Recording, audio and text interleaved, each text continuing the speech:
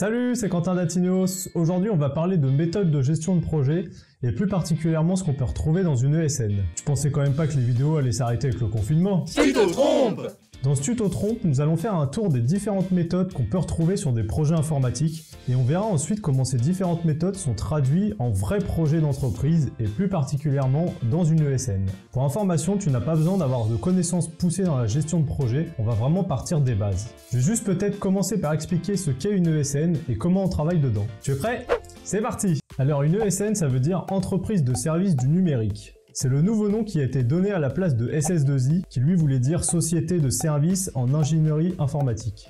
Une ESN, c'est tout simplement une société qui va mettre à disposition ses services pour une entreprise externe. Ça peut être du développement pur et dur, de l'analyse qualité, de la maintenance, du conseil, etc. Faut bien comprendre qu'un développeur ou tout autre acteur d'une ESN ne va pas directement travailler pour sa boîte, mais plutôt pour une boîte extérieure. On va faire de la prestation pour une autre société. L'avantage d'une ESN, c'est de pouvoir changer de projet et de client plus souvent que dans une entreprise classique. Et bien évidemment, si on change de projet et de client, eh bien on va changer de méthode de gestion de projet. Pour la première partie de cette vidéo, nous allons faire un tour d'horizon des différentes méthodes de gestion de projet qu'on peut retrouver dans le domaine. Il existe beaucoup de méthodes différentes, j'ai donc sélectionné les méthodes les plus courantes. L'idée c'est de faire un bref aperçu des méthodes et d'en tirer des avantages et des inconvénients. Alors avant tout, on va commencer par distinguer deux types de méthodes. On va avoir d'un côté les méthodes dites traditionnelles et de l'autre les méthodes dites agiles. Pour faire simple, pour les méthodes dites traditionnelles, on va plutôt se retrouver dans un mode de fonctionnement non itératif. En gros, notre client va nous fournir un cahier des charges qui va détailler le projet qu'il souhaite réaliser. Après plusieurs échanges avec le client pour être certain que le besoin est clair, l'équipe du projet va pouvoir intervenir, développer l'outil et le livrer au client à la toute fin. Et si le besoin du client a changé pendant cette phase de projet, ça va être compliqué de revenir en arrière. Sachant que le prestataire s'engage sur un périmètre bien défini, donc c'est-à-dire une liste de fonctionnalités, ça va être compliqué d'enlever une brique ou d'en refaire une complètement pendant le projet. Pour les méthodes dites agiles, on va au contraire se retrouver dans un cadre de projet itératif. C'est-à-dire qu'on va construire l'application au fur et à mesure et créer des livraisons intermédiaires. Et pour ce genre de méthode, il faut bien évidemment que le client soit présent. Et en travaillant avec le prestataire, il aura beaucoup plus de liberté pour faire une fonctionnalité autrement ou pour faire une évolution qui n'a pas été pensée dès le début. L'idée globale de l'agilité sur un projet informatique, c'est ça, développer de manière itérative un produit en créant des lots qui sont utilisables et qui ont un réel intérêt. Du coup, dans la suite de cette vidéo, je vais présenter deux méthodes traditionnelles et trois méthodes agiles. On parlera de la méthode en cascade et de la méthode cycle en V. Et ensuite, on parlera de la méthode Scrum, Kanban et Extreme Programming. Alors, première méthode, la méthode en cascade. C'est la méthode traditionnelle la plus linéaire possible. On va retrouver plusieurs phases dans cette méthode et chaque phase dépend de la phase précédente et nécessite d'être claire et validée. En effet, un changement de conception en plein milieu du projet pourra avoir un impact assez fort et un coût très important. Comme phase, on va pouvoir retrouver en premier l'analyse des besoins. Ici, les deux sociétés vont échanger autour d'ateliers ou de réunions pour présenter le projet. Ensuite viendra la phase de spécification. Ici, le prestataire va rédiger des documents qui expliqueront l'application de manière fonctionnelle et technique. Ces documents vont détailler les technologies qui seront utilisées, comment les pages seront créées, toutes les règles de gestion mises en place, etc. Ensuite viendra la phase de conception, donc ici le prestataire va définir et mettre en place l'architecture du projet. Il y aura ensuite la phase d'implémentation, donc là ça va être le développement pur et dur du projet. Il y aura ensuite la phase de test ou de validation. Donc ici, le prestataire et le client testent l'application et effectuent des correctifs si besoin. On appelle ça la phase de recette. Et vient enfin la phase d'installation. Donc là, le prestataire va livrer le projet au client et celui-ci va le mettre en production à destination de ses utilisateurs finaux. Alors tu vois, dans ce genre de méthode, il n'y a pas vraiment de retour arrière qui est possible, surtout qu'on valide une phase avant de passer à la suivante. L'inconvénient de cette méthode, c'est que le produit n'est visible qu'à la fin pour le client. On parle d'effet tunnel et le produit est très rigide. Si le client veut changer d'avis en pleine phase de développement, ça va être un petit peu compliqué. L'avantage, c'est que le projet bénéficie d'une documentation claire et précise qui est nécessaire d'être validée avant de passer à la phase de développement.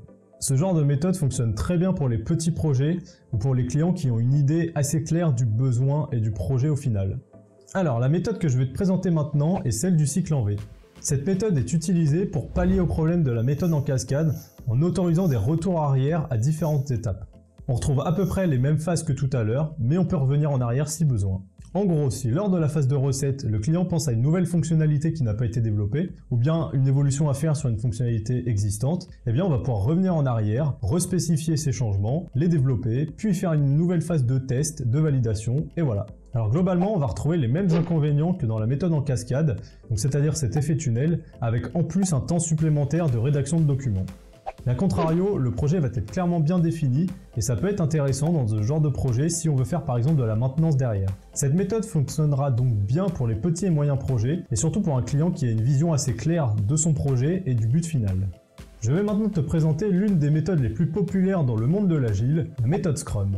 Je ne vais pas rentrer dans tous les détails de cette méthode puisqu'on pourrait en faire une vidéo dédiée et il y a beaucoup à dire sur le sujet. Il faut juste garder le principe en tête. On va développer le produit de manière itérative en réalisant des cycles pouvant aller d'1 à 4 semaines. Et en moyenne, on est souvent sur 2 semaines. Au début du cycle, on va définir une liste de tâches lors de la phase de réunion de planification de sprint. Ensuite, l'équipe va développer ces différentes tâches pour une date de livraison précise. À la fin du cycle, on va faire une rétrospective tous ensemble pour voir s'il y a eu des difficultés, comment on pourrait y pallier, s'il y a eu trop de fonctionnalités ou pas, etc. afin d'ajuster ça pour le sprint suivant. L'avantage premier, c'est donc qu'on fait des livraisons de manière continue sur des petites périodes. Si le client change d'avis, eh bien on en discute au prochain sprint et on ajuste les tâches en fonction de son nouveau besoin. L'autre avantage, c'est la communication entre tous les acteurs. Dans la méthode Scrum, l'équipe réalise ce qu'on appelle une mêlée quotidienne ou daily meeting pour les fans de l'anglais. Ce point quotidien qui doit durer environ 15 minutes permet d'avoir une visibilité claire de l'état d'avancement du projet et des difficultés rencontrées. Et tu t'en doutes sûrement, mais dans la méthode Scrum, si le client n'est pas présent, ça va pas trop pouvoir fonctionner. C'est bien de faire des petits lots, mais il faut que le client soit présent pour définir les tâches, les détailler, suivre le produit et voir s'il correspond toujours à son besoin. Un autre inconvénient, c'est qu'il n'y a généralement pas beaucoup de documentation sur ce genre de projet. Je vais maintenant te parler de la méthode Kanban, qui est très réputée et assez utilisée, car elle permet d'avoir une vision claire de l'état d'avancement de son projet. Cette méthode est très visuelle car l'idée, c'est de créer des colonnes où on va aller affecter des post-it qui correspondent à nos tâches de notre projet. Des colonnes, on peut en avoir beaucoup, comme on peut rester très simple. Et le but, ça va être de faire avancer son post-it sur les différentes colonnes en évitant des retours en arrière. Chaque entreprise ou chaque équipe projet va définir ses colonnes à sa manière, et on va généralement retrouver quelques colonnes similaires. To do pour la liste des tâches à faire, doing pour la liste des tâches en cours, done pour la liste des tâches terminées. Après ça, tu peux imaginer énormément de colonnes selon des statuts que tu voudrais donner à tes différentes tâches. Allez, je te fais une petite liste parce que je suis gentil.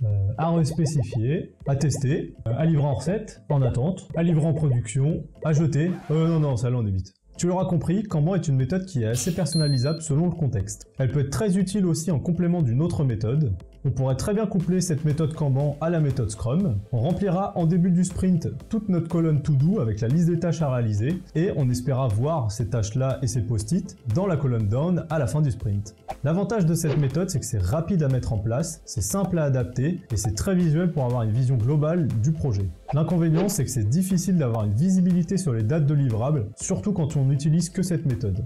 L'autre inconvénient, c'est qu'on a peu de documentation et on a intérêt d'avoir un client présent pour expliquer les différentes tâches, parce que juste quelques mots sur un post-it, ça va pas détailler grand chose. En tout cas, cette méthode est très bien pour utiliser des outils comme Redmine, Jira, Mantis ou même Trello, où on va créer différentes tâches et bien les détailler, et avoir tout un système de workflow et de statuts. Enfin, je vais te parler de Extreme Programming. Alors là, on ne parle pas vraiment d'une méthode, mais plutôt de différents concepts. Au total, on retrouve 13 concepts dans l'Extreme Programming, et je vais te citer les plus communs et les plus utilisés. On va avoir, pour commencer, l'intégration continue, qui va nous permettre de livrer le projet très souvent et de manière automatique. Le travail en binôme ou pair programming, qui est très utile pour faire monter en compétence quelqu'un ou pour intégrer une nouvelle personne dans une équipe. Le développement dirigé par les tests, Test Driven Development, qui est une pratique visant à développer d'abord le test puis ensuite la fonctionnalité. La revue de code ou code review, ou encore le refactoring de code. Voilà, ça donne une idée des concepts les plus populaires de l'Extreme Programming. L'avantage, c'est que ces principes permettent vraiment d'avoir un produit de qualité et d'avoir une bonne connaissance du projet pour tous les acteurs. En revanche, l'inconvénient de ces concepts, c'est que ça coûte énormément. Par exemple, certains clients pourront dire « Pourquoi je paierais 2 développeurs sur une seule tâche alors qu'ils pourraient très bien développer de manière parallèle ?» Ce point-là est évidemment discutable, on pourra en faire une vidéo complète sur le pair programming. Bon, je t'ai présenté quelques méthodes traditionnelles et quelques méthodes agiles. Ce qu'il faut bien retenir, c'est que d'un côté, nous avons les méthodes traditionnelles où le client n'est pas obligé d'être présent. On va bénéficier d'une documentation importante pour bien spécifier et bien cadrer le projet. En revanche, on va avoir un effet tunnel pour le client qui ne pourra voir son produit qu'à la fin du projet. A contrario, dans les méthodes agiles, on va faire des livraisons itératives sous forme de petits lots. La communication est un point essentiel dans ces méthodes, alors qu'en revanche, le client doit être fortement impliqué. On fera l'impasse sur une documentation claire et précise. Alors ces méthodes, elles sont toutes bien belles comme ça, mais qu'est-ce que ça donne réellement dans une ESN? Je risque de te décevoir, mais malheureusement, il n'y a pas de méthode parfaite, que ce soit dans une ESN ou dans une autre entreprise. Il n'y a pas de recette magique qui dit « on va appliquer telle méthode sur tel projet, ça va faire un carton ». En fait, chaque méthode dépend du client, de la façon dont il souhaite travailler, de sa disponibilité, ou même des contrats et de la partie commerciale. Ce qu'il faut retenir surtout, c'est qu'on va utiliser différents concepts des méthodes présentées au début de cette vidéo. On va pouvoir les adapter ou même les mixer. Ce qu'il faut juste éviter, c'est la méthode l'arrache. On vous laisse le site de cette méthode en description. Mais du coup, dans les ESN, on va pas vraiment parler de projets traditionnels ou projets agiles, mais plutôt de projets au forfait, de projets en régie ou de projets TMA. Bon, je vais commencer par les projets au forfait. Dans les projets au forfait, le prestataire a une obligation de résultat avec son client, c'est-à-dire qu'il s'engage sur un prix fixe sur le périmètre du projet. Par exemple, il va dire « Sur votre projet, on estime à 100 jours de travail, ça vous coûtera 60 000 €.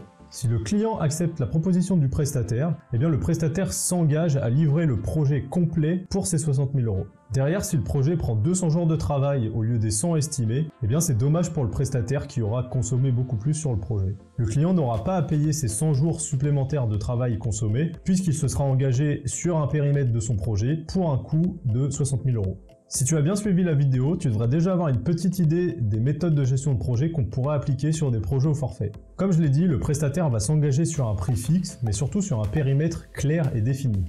Il y a tout intérêt à définir au mieux le projet avec des spécifications qui sont claires et précises. Du coup, dans les projets au forfait, on va plutôt privilégier les méthodes de gestion de projet dites traditionnelles. On va avancer étape par étape en définissant clairement le besoin avec le client. Ensuite, on va rédiger des spécifications que le client validera par la suite. Ça va donc figer le projet, le développement pourra avoir lieu sur un périmètre bien défini, en espérant que le temps passé sera proche de ce qui a été estimé au début du projet. On pourra quand même néanmoins intégrer dans ce genre de projet quelques concepts de la méthode Extreme Programming qui pourront être intégrés dans la proposition commerciale et donc vendus au client. On pourra retrouver par exemple de la revue de code ou même de l'écriture automatisée de tests. Ensuite, dans une ESN, on peut trouver des projets appelés projets en régie. Ici, on n'est pas dans une obligation de résultat comme on l'était au forfait, mais on est plutôt dans une obligation de moyens.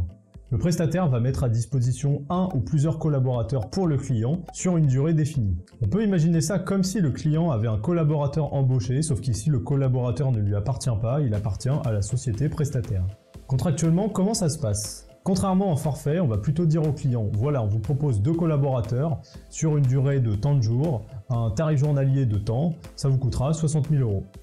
Si pendant tous ces jours, les collaborateurs ont eu le temps de finir le projet et d'en démarrer un nouveau, eh bien c'est tout bénef pour le client.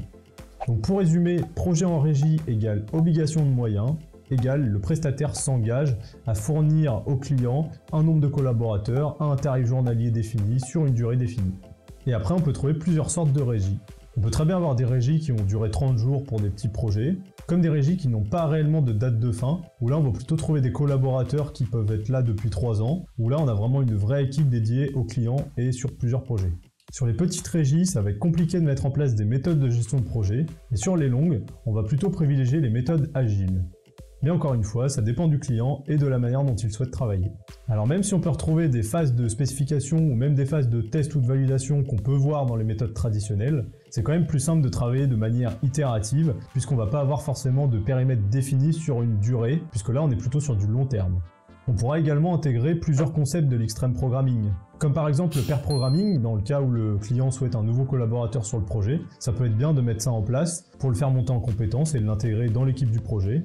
Vu qu'on va travailler de manière itérative, ça peut être quand même plus simple de mettre en place de l'intégration continue, de l'écriture de tests automatisés ou même de la revue de code. Enfin, je vais vous parler des projets TMA. TMA, ça veut dire tierce maintenance applicative.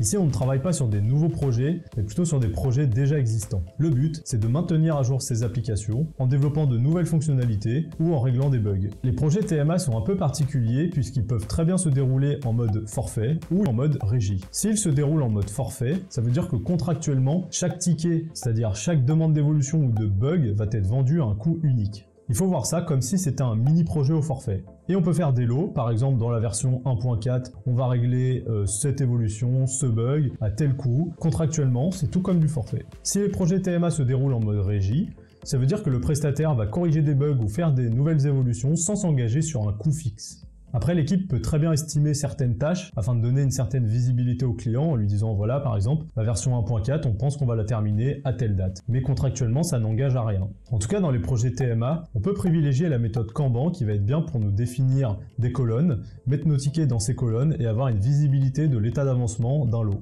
Après, comme les projets TMA peuvent se dérouler en mode forfait ou en mode agile, là on va retrouver plutôt des mix entre les méthodes traditionnelles et les méthodes agiles.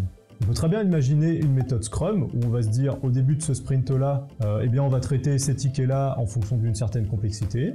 Ou alors on peut très bien imaginer une méthode cycle en V où on va définir en amont eh bien, les évolutions à réaliser ou les bugs à corriger, qu'on va mettre ça dans une proposition commerciale et donc on va s'engager sur un coût unique. Et voilà, on arrive déjà à la fin de cette vidéo, j'espère que tout est clair pour toi. Ce qu'il faut bien retenir, c'est que dans les projets informatiques, on trouve beaucoup de méthodes, mais on retient surtout deux manières de travailler. La première de manière itérative, donc avec les méthodes agiles, et de l'autre de manière plutôt linéaire avec les méthodes traditionnelles. Et il faut savoir qu'il n'y a pas de méthode magique, on peut vraiment se fabriquer sa propre méthode, tout dépend de l'équipe et du client. Et enfin en ESN, c'est très important, on va plutôt parler de projet au forfait, de projet en régie ou de projet TMA. Je n'ai pas traité dans cette vidéo un point important dans la gestion de projet, ce sont les estimations, ou plutôt comment chiffrer ou évaluer un projet. Si tu souhaites une vidéo dédiée à ça, n'hésite pas à nous le faire savoir. Et voilà, la vidéo est terminée, n'hésite surtout pas si tu as des questions, on sera là pour y répondre en commentaire. N'hésite pas également à faire un petit tour sur notre blog qui contient pas mal d'articles techniques. Toutes les infos sont en description de la vidéo. À bientôt!